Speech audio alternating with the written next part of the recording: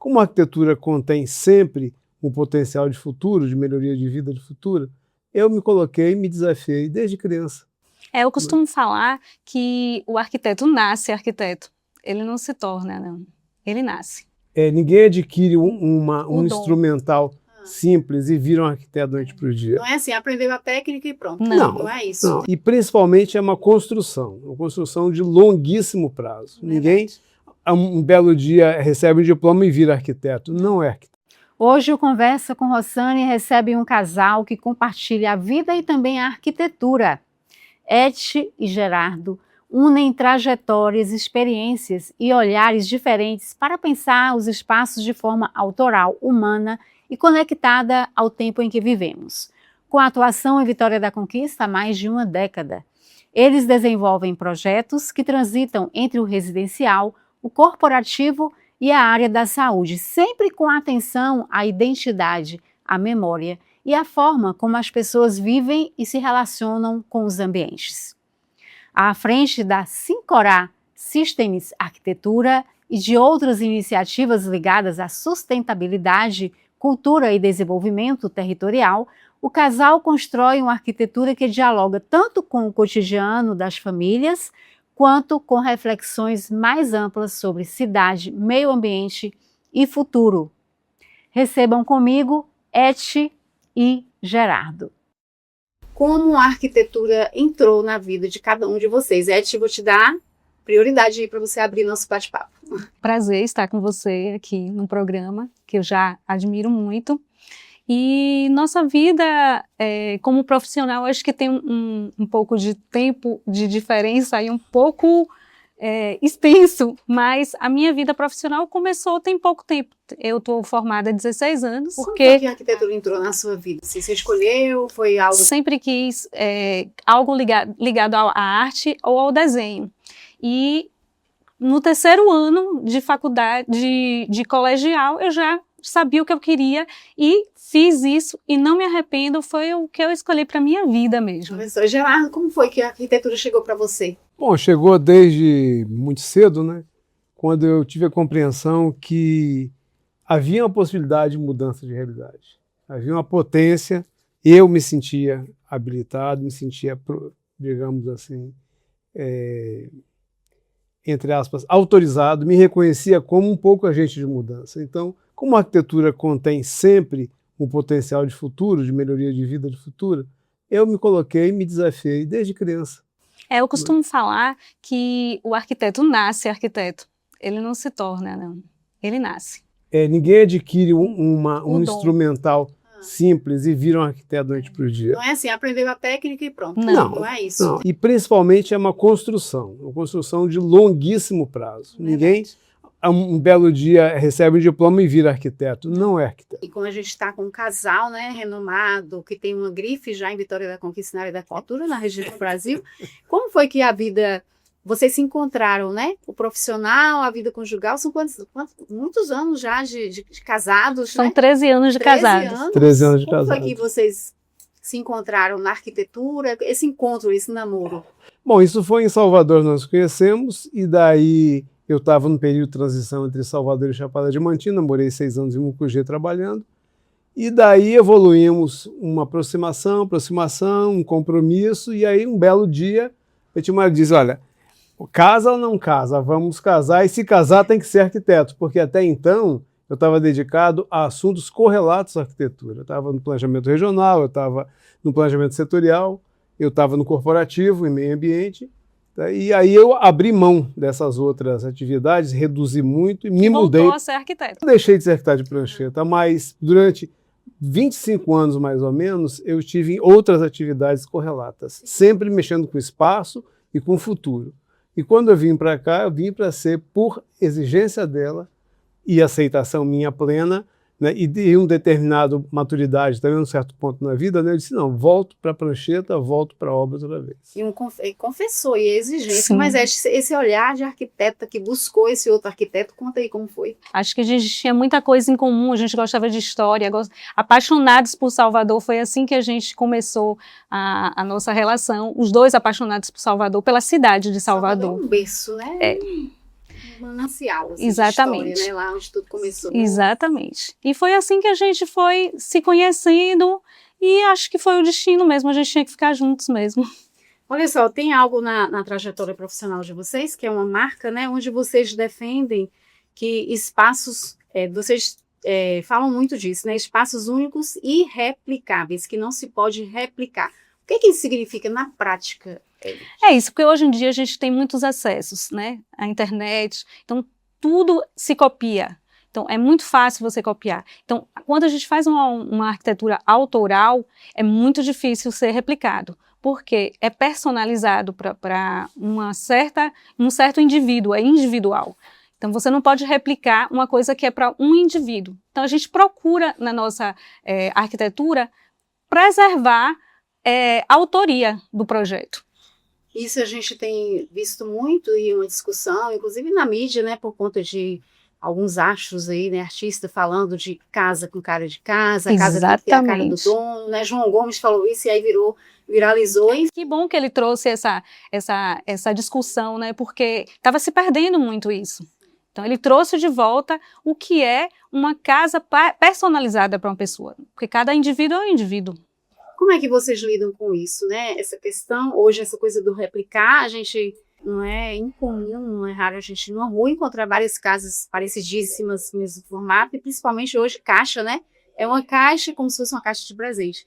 Mas aí entra a questão também dessa volta, casa de vó, casa com cara de casa, tem essa questão da indústria, né? Sim. Que é o que pesa aí, né? A indústria está sempre lançando novos produtos, tem uma infinidade de materiais, de novidades, e aí como é que vocês lidam com isso? Propor ao cliente, como que acontece essa conversa com o cliente de entender o que ele quer realmente? Para compreender o que um determinado cliente quer, do ponto de vista de uma casa, para uma residência, ou um corporativo, ou uma área de saúde, né, a gente tem que ter um conhecimento prévio acumulado grande. Então, até para saber o que perguntar, como perguntar, para entender de fato, porque se o arquiteto não tem uma formação básica, humanística, cultural, certo, social e política, digamos assim, mínima, não consegue decifrar de fato o que é uma demanda real, tá bom?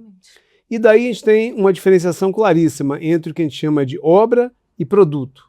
Obra é aquilo que a gente, como a Etmara falou, né, é aquilo que a gente constitui, espacializa e cria, que ela é irreplicável e ela é também uma assinatura da experiência daquele usuário, ou família, ou cliente que seja. Produto não. Produto é uma Coca-Cola que você compra. Então, um produto é um determinado padrão construtivo que você repete indefinidamente, né? Muita gente busca produto por questões várias, ou talvez porque não entenda que pode ter uma personificação da sua demanda, ou talvez porque ela representa uma moldura social. A indústria, mais ou menos, que direciona e tenta desovar novos produtos sempre, certo? Aí cabe a gente usar ou não. Filtrar também, Filtrar, né? Porque a gente pode, sim, usar a tendência, mas uma tendência que seja atemporal, um pouco atemporal. Porque você não pode, uma casa, você não pode datar essa casa. Ela tem que durar por muito tempo e ser atemporal, né? Você olha uma casa modernista, você pensa que é contemporânea, de tão boa que é a arquitetura, né? A boa arquitetura, ela não envelhece. Agora conta pra gente do escritório de vocês, da proposta que vocês, né, vêm trabalhando, são estruturadas, são 3 estruturas, na verdade, né? Dentro de um nicho, um ecossistema, podemos chamar assim, Gerardo. Sim. Explique para nós. Pois é, justamente, né? 13 anos atrás, a gente fundou a Sincorá, certo? Que está dedicada à arquitetura autoral, dedicada ao que a gente chama de micromundo, que significa 2 corações. Essa daí tem uma complexidade nessa construção aí também. Muito gente comenta sobre isso. Mas ela é voltada para esse micromundo, o universo das relações pessoais, desse espaço, do uso do espaço, da representação simbólica, da memória, etc. Então, é um foco na produção do espaço de uso humano direto e pessoal. Consideramos assim. Recentemente, a partir desse ano, nós trouxemos uma marca nossa que estava em Salvador, com outra composição societária, agora foi alterada, que chama Horizonte 21, que se dedica ao macromundo, política pública, urbanismo, desenvolvimento urbano, políticas setoriais, infraestrutura, Capacitação. né? Capacitação, treinamento, meio ambiente, trabalhando para a Petrobras, para a Odebrecht, para multinacionais já ao longo de 25 anos, então já é uma marca já consolidada. E por fim, o laboratório que a gente está formulando agora, né, é uma experiência coletiva que está sendo montada aos poucos para trabalhar com aquilo que a gente chama de urbanismo insurgente, que não vem de uma base oficial, mas sim ao contrário, que vem de uma base social, de baixo para cima. Você falou aí dessa questão ambiental, né? Falou que, inclusive, tem clientes, né, de multinacionais aí nessa área do ambiental. Tem um prédio aqui conhecido na cidade, né, que é a sede do São Lucas, né, que hoje é um hospital dia. E, assim, sempre que eu vou, eu fico me perguntando, gente, arquitetura é fantástico realmente, né? O olhar do arquiteto. Inicialmente era uma área né, pequena, 5 metros e meio. Estreito, pequeno. Então, quando você entra, você vê, né, uma transformação do espaço, né, que é o que você diz, né? Sim. Então, assim, além dessa coisa foi desafiador desenvolver o projeto São Lucas, Hospital Dia? Sim. Foi desafiador e, ao mesmo tempo, como a gente tinha clientes que estavam abertos, né, às opções que a gente tinha, foi fácil, porque o Day Hospital, ele surgiu, acho que surgiu em 2000 e...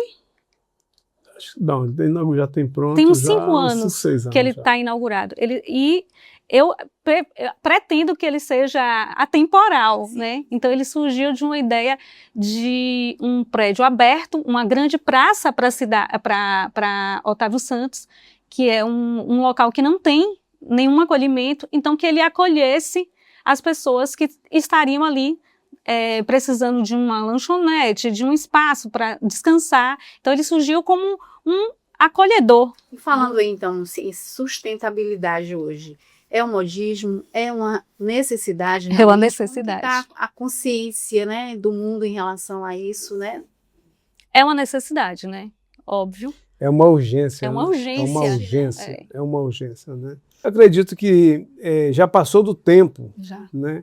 Tanto do privado desenhar a sua edificação de modo que seja o menos impactante possível, quanto também do poder público ficar atento às tendências globais, né? Se perceber como também um responsável por políticas, implementação de ações de política pública que possam reduzir, por exemplo, o efeito de mudança climática. Falando aqui de nossa cidade, Vitória da Conquista, que a gente tem esse calcanhar, enfim, essa celeuma de quando chove, as águas pluviais não tem como escoar. Tem jeito, porque a cidade parece que não está preparada não ter para sido chuva. pensada antes. Há como resolver? Tem jeito, Gerardo? Sim, claro que tem jeito. Óbvio, então, a primeira coisa é parar de ocupar a encosta. Sim. A primeira coisa, de imediato, é parar de ocupar a encosta. Certo? Reduzir o máximo a ocupação. Antes não, vai bloquear mesmo. Não autorizar mais loteamento algum na encosta, reduzir todo mundo que estiver planejando em converter áreas naturais em áreas urbanas nas encostas da cidade, a primeira coisa. A segunda seria abrir espaços públicos que estão impermeáveis hoje, torná-los permeáveis, para deixar a água infiltrar. Terceiro, infraestrutura. A gente precisa de ter, do jeito que está hoje, a gente precisa de ter infraestrutura que seriam tanques espalhados em pontos estratégicos das microbacias que possam segurar um pouco da água de chuva e depois soltar devagar após, digamos assim, as enxurradas. Isso é infraestrutura. Né? Outra seria plantar, o que eu sempre digo, 1 milhão de árvores e arbustos nas áreas urbanas de conquista. Que eu digo a cidade, os distritos, por quê? Porque quanto mais copa você tem, mais você segura a velocidade da água, da chuva. Né? Então, e quando você segura e a árvore vai soltando aos poucos, você reduz a velocidade do escorrimento superficial. Porque o que estraga a cidade de fato não é só a quantidade de chuva, é a velocidade, a energia que ela tem lançando sobre o piso e revirando o piso. Né? Então, esse daí é um desafio, reduzir essa velocidade, reduzir essa energia sobre o piso da cidade, né? As áreas pavimentadas, as ruas. A gente também pode ter uma política pública voltada para estimular, do ponto de vista do IPTU ou similar, né? Quem capta água. Se a gente tiver em cada telhado, a gente puder captar metade dos telhados de conquista, a gente vai reduzir metade ou quase a metade É o do que a gente escorrimento tenta superficial. O que a gente tenta no sempre micro, né? colocar. Toda casa nossa sempre tem esse tipo de coisa. Que tipo de, ou que arquitetura vocês acreditam que teremos no futuro? A gente sabe que hoje, dentro da arquitetura, existem várias especialidades, várias áreas de atuação, né, uma infinidade. Mas, assim, pensando macro, que tipo de arquitetura vocês entendem que teremos no futuro? Que teremos ou que gostaríamos de ter? É isso que eu ia falar, porque o que teremos ainda está um pouco longe da realidade, porque a gente tem uma arquitetura muito, muito artesanal ainda, né? Então a gente está ainda em passinhos lentos em relação ao que seria o ideal. Mas eu acho que uma arquitetura mais limpa, acho que seria muito importante, porque tirar esse resíduo já adiantaria muito, né? Porque uma obra ela gera muito resíduo. Então, uma arquitetura mais limpa, acho que seria a arquitetura, talvez, do futuro. Desejável. Existe essa coisa de obra seca, né? Sim. Chamada, que evita muito essa coisa de cimento, barro, Exatamente. mão de obra. Como que é isso? Aqui a gente já tem muito? Sim. Tem sido absorvido?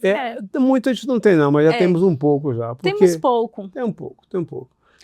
A obra seca, digamos assim, ela é uma obra altamente industrializada. Então, ela tem uma pegada ecológica muito alta ainda. Então, ela ainda, se colocar na balança, ela é pouco sustentável. Eu sempre costumo dizer que o futuro está no passado. Volto, me pergunta, eu respondo sempre, o futuro está no passado. Então, nós temos práticas construtivas aqui antigas, que podem ser recuperadas, de baixo custo, de baixa pegada ecológica, né, de baixo custo, digamos assim, entre aspas, ambiental, certo? Que pode ser retomada. Então, aqui na cidade, o nosso pai é o adobão, certo? Nosso avô é a pedra. Então, todos os dois, termicamente, são excelentes para a cidade. São excelentes, entendeu? Então, a gente pode ir para o futuro usando o passado. Eu sempre penso nisso. Porque a tecnologia vai além disso. Por exemplo, uma parede de adobão, ela reduz a necessidade de um ar-condicionado, porque ela vai trazer ao ambiente um ambiente mais frio ou mais quente. Ela tem essa capacidade das duas coisas. Tem maior inércia térmica que a gente chama. Exatamente. Então, isso também é uma tecnologia que foi deixada para trás e que não deveria, né, ter sido deixada. Do ponto de vista da cidade, isso pensando na edificação. Na edificação, a gente tem um desafio muito grande, que é tornar sustentável, né, baixa emissão de resíduos, como o Itimara colocou, baixa emissão de carbono, porque a gente sempre raciocina a obra. A obra é um pedacinho desse tamanho dentro da vida útil do imóvel, da edificação. Então a gente tem que raciocinar o que ele emite de carbono, o que ele impacta ao longo de 30, 40, 50 anos, 70 anos. E como é que ele termina, principalmente. Porque o concreto, por exemplo, a gente ainda não sabe ainda, porque ainda não teve o tempo útil. O adobão, sim, que a gente tem casas aí de 200 anos, mas o concreto, não. Vocês falando disso, dessa volta, né, inclusive, essa coisa que a gente abriu falando, casa de vó, casa, né, de verdade, casa com a cara do cliente, casa com cara de casa, também está na mídia, né, um arquiteto pernambucano que recebeu um prêmio, aí foi... Casa de manhã. Ele fez justamente a proposta da casa da mãe, que era uma costureira, que tinha problema de respiratório, e usou esses elementos, né, o barro, inclusive ele usou o material... Elementos naturais da região. Da casa de farinha, quer dizer, algo que já se fazia no passado e volta hoje como se fosse, né? E se fala tanto de manualidades, a volta das manualidades, por que não trazer isso para a arquitetura também, né? E temos que pensar também do ponto de vista da cidade, porque a produção urbana hoje, ela não é mais uma produção, entre aspas, orgânica. A cidade não cresce como cidade, hoje aqui. Hoje aqui a gente cresce como financiarização. Então, cada vez que a gente tem um condomínio, a gente não é um negócio imobiliário, é um negócio financeiro que se lastreia num bem imóvel, né? Então, portanto, está distante da funcionalidade da cidade. Então, a gente não produz cidade hoje. Né? Da dinâmica da cidade mesmo. Isso, uma área segregada, né? Isso daí é o que é comum, o que é vendido, inclusive o que é valorizado das pessoas. Morar num cercadinho. Então, esse modelo, eu acho que ele não tem futuro. É um modelo que não se sustenta a longo prazo. Polêmica. Olha só. Ele não se sustenta. Do ponto de vista social não se sustenta, do ponto de vista ambiental não se sustenta, porque é um crescimento infinito, né, ao longo da plataforma física do meio natural todo, né, e que não corresponde a uma funcionalidade de cidade. Então, se você não tem coesão social em relação, se não está todo mundo junto e misturado, como a gente está aqui no Recreio, está aqui no centro, Guarani, né, nas Pedrinhas, aqui no Alto Marô, né, não tem sentido de Não se cidade relaciona mais. com a Não é cidade. mais cidade. Agora conta pra gente, vocês que também estão bem antenados com relação ao mercado, como que vocês veem a expansão da arquitetura em Vitória da Conquista, né, com as escolas de arquitetura, né, tem espaço para todo mundo, aquela velha história, tem espaço para todo mundo. Como que vocês veem esse boom, né, de arquitetos na cidade? Tem arquiteto na cidade, talvez tivesse que ter mais ainda. Tá? Não fiz a conta, acho que são em torno de 700 profissionais na cidade, alguma coisa assim, certo? O problema todo é que o conjunto desse todo espera morder uma fatia muito pequena da cidade, que aqueles são clientes ou são contratantes, né, que vão investir em uma residência cara, que vão investir numa área comercial cara. Então, de fato, esse é um mercado limitado. Tá? Mas a arquitetura não é feita só para esse povo. A arquitetura é feita para a sociedade. Tem Então, um nicho muito maior. tem um nicho gigantesco, está no Miro Cairo, Senhoria Cairo, está na Cidade Modelo, Cidade E que Maravilhosa, precisam de que precisa de arquitetos, sim. arquiteto. E a Casa de Manhã prova que uma boa arquitetura, um bom design não precisa ser caro. Ele basta ser bom. E basta atender a necessidade. E a necessidade do cliente. Essa é a boa arquitetura, que Essa atende é a e supre a fundamental. necessidade. Fora disso, a gente tem todo o esforço de urbanismo na cidade que não é feito. A cidade não produz planos urbanísticos, a cidade não produz desenho urbano. Né? Isso é uma coisa que me deixa muito impressionado. Acho que é um fato do país inteiro, né? O urbanismo ele está em baixa. Não se planeja, né, mais as cidades como antes. Então, o urbanismo eu acho que está bem em baixa. São poucas cidades, né, no Brasil que partiram de um planejamento. Né? O plano é um marco de regulação. Mas fora do plano, a gente tem a atividade urbanística permanente. O que é isso? Certo? Como é que eu urbanizo uma área verde lá no Cidade Modelo? Certo? É uma coisa extremamente difícil, porque você tem que ir lá para dentro, conversar com a comunidade, discutir com a comunidade, construir projeto a partir da demanda de quem mora lá. Então, esse tipo de profissional a gente não tem. Falta esse profissional. Sim. Falta esse profissional, certo? Vai pavimentar um loteamento antigo que está sem pavimento, como é que ele vai pavimentar? Vai usar que caixa de rua? Como é que absorve água? Como é que se urbaniza do ponto de vista? Como é que se arboriza naquele trecho? Vamos fazer a gente chama de ping-pong, né, nesse formato de entrevista, que são perguntas rápidas e respostas também rápidas, né? A gente já falou sobre isso, mas agora de uma forma mais compacta. Para os dois, casa é abrigo ou expressão? Os dois. Abrigo, expressão e memória. Olha só, acrescentou aí a memória. Minimalismo ou afetividade? Os dois não são opostos. Não são opostos. Não são opostos. O projeto, vocês já falaram sobre isso, mas começa pela escuta ou pelo desenho? Escuta. Muita escuta. Muita escuta, muita formulação mental, muito sonho. muito estudo. A gente estuda muitíssimo. Eu costumo dizer que a casa é a alma da pessoa, então você tem que escutar para conhecer o que você vai projetar. E essa história da inteligência artificial? Nós usamos a inteligência natural. Orgânica, por enquanto. Inteligência orgânica. Vocês são contrários à inteligência Não, de alguma artificial forma como alguma. ferramenta de Como trabalho? ferramenta, acho que vai ser o futuro mesmo. Agora precisa saber usar. Até para montar Usar. uma questão adequada, você tem que ter uma capacidade. Tem Se que você não ter sabe nem humano, né? perguntar, você não vai ter Não nunca vai o que ter a você resposta. Para propor, né, ao robô, você tem que ser uma cabeça inteligente, pensante, Exatamente. né, que tenha esse olhar, né? Exatamente. Embora eu acho que, por exemplo, essas ferramentas todas vão ser muitíssimo úteis na produção do espaço, na construção.